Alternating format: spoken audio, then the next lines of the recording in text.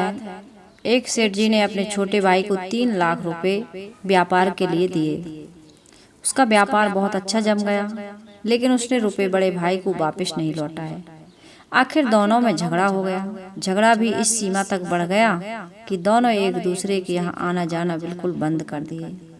घृणा व द्वेष का आंतरिक संबंध अत्यंत गहरा हो गया। सेठ जी हर समय हर संबंधी के आने के सामने अपने छोटे भाई की निंदा करते, निरादर करते, आलोचना करते रहते। सेठ जी अच्छे साधक भी थे, लेकिन इस कारण उनकी साधना लड़खड़ाने लगी।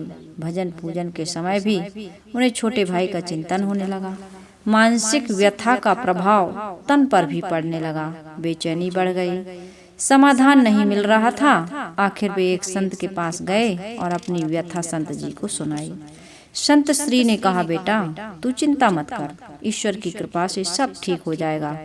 तुम कुछ फल व मिठाइयाँ लेकर अपने छोटे भाई के यहाँ जाना और मिलते ही उससे केवल इतना कहना, अनुज सारी भूल मुझसे हुई है, मुझे क्षमा कर दो। सेठ जी ने कहा, महाराज मैंने ही उसकी मदद की और क्षमा मैं ही मांगू। ये आप क्या कह रहे हैं? संत श्री ने उत्तर दिया कि परिवार में कोई भी संघर्ष ऐसा नहीं होता जिसमें दोनों पक्षों की गलती ना हो। चाहे एक पक्ष की भूल 1% हो और दूसरी पक्ष की भूल 99% हो, पर भूल तो दोनों तरफ से होगी। सेठ जी की समझ में कुछ भी नहीं आ रहा था। उन्होंने कहा, महाराज मुझसे क्या भूल हुई? बेटा तुमने मन ही मन अपने छोटे भाई को बुरा समझा, यही तुम्हारी पहली भूल है। तुमने उसकी निंदा की, आलोचना की, तिरस्कार किया, यह तुम्हारी दूसरी भूल है। भूल क्रोधपूर्ण आंखों से उसके दोषों को देखा, यह तुम्हारी तीसरी भूल है। अपने कानों से उसकी निंदा सुनी, यह तुम्हारी चौथी भूल है। तुम्हारे हृदय में छोटे भाई के लिए घृणा व क्रोध है, यह तुम्हारी आखिरी भूल है। आइए इन भूलों को मिटाने के लिए मैं तुम्हें शिक्षा दे रहा हूँ, आज्ञा दे रहा हूँ कि तुम अपने छोटे भाई के यहाँ जाओ और उसको कुछ फल और मिठाइयाँ देते हुए उससे क्षमा याचना करो। तुम्हारा दिया दुख कई गुना तुम्हारे पास लौट करके आ रहा है। बोलो, आ रहा है कि नहीं आ रहा है? आओ अपनी भूल के लिए हम क्षमा मांग लें, नहीं तो तुम न चैन से जी सकोगे और न चैन से मर सकोगे। क्षमा मांगना बहुत बड़ी साधना है और तुम तो एक बहुत अच्छे साधक हो। सेठ जी की आंखें खुल गईं। संत श्री को प्रणाम करके वे छोटे भाई के घर पहुंचे। सब लोग भोजन की तैयारी में थे। उन्होंने दरवाजा खटखटाया।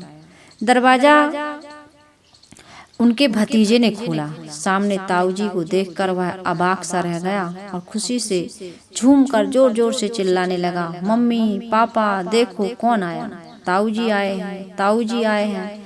माता पिता ने दरवाजे की तरफ देखा, सोचा कहीं हम सपना तो नहीं देख रहे हैं। छोटे भाई हर्ष से पुलकित हो उठा। आहा, 15 वर्ष के बाद आज बड़े भाई घर पर आए हैं।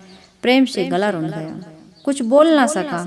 सेठ जी ने फल व मिठाइयाँ टेबल पर रखी और दोनों हाथ जोड़कर छोटे भाई को कहा, भाई सारी भूल मुझसे हुई है, मुझे क्षमा कर। क्षमा शब्द निकलते ही उनके हृदय का प्रेम अश्रु बनकर बहने लगा। छोटा भाई उनके चरणों में गिर पड़ा और अपनी भूल के लिए रो रो करके क्षमा याचना करने लगा। बड़े भाई के प्रेम अश्रु छोटे भाई की पीठ पर और छोटे भाई के पश्चाताप के प्रेम अश्रु बड़े भाई के चरणों में गिरने लगे। क्षमा व प्रेम का अथाह सागर फूट पड़ा। सब शांत चुप।